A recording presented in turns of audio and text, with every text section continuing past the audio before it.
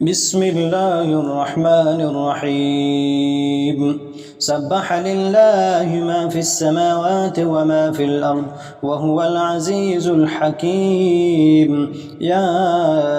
أيها الذين آمنوا لم تقولون ما لا تفعلون كبر مقتا عند الله أن تقولوا ما لا تفعلون إن الله يحب الذين يقاتلون في سبيله صفا كأنهم بنيان مرصوص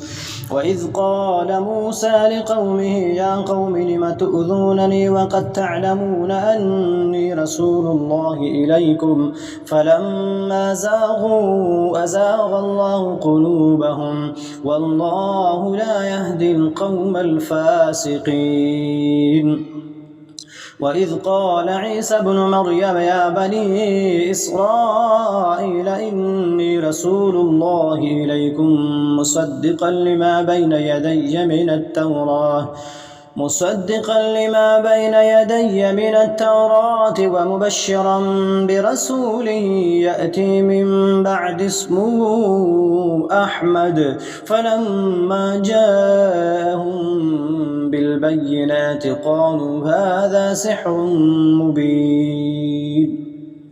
ومن أظلم ممن افترى على الله الكذب وهو يدعى إلى الإسلام والله لا يهدي القوم الظالمين يريدون ليطفئوا نور الله بأفواههم والله متم نوره ولو كره الكافرون هو الذي أرسل رسوله بالهدى ودين الحق ليظهره على الدين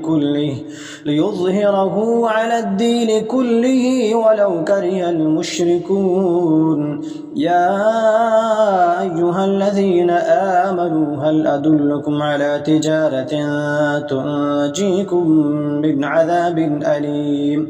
تؤمنون بالله ورسوله وتجاهدون في سبيل الله بأموالكم وأنفسكم ذلكم خير لكم إن كنتم تعلمون يغفر لكم ذنوبكم ويدخلكم جنات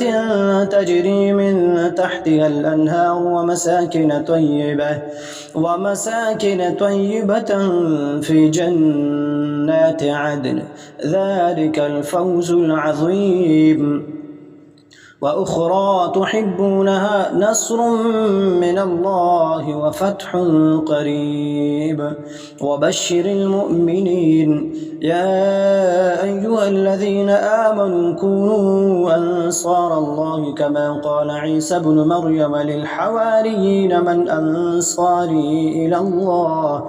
قال الحواريون نحن أنصار الله فآمنت طائفة من بني إسرائيل وكفرت طائفة فأيدنا الذين آمنوا على عدوهم فأصبحوا ظاهرين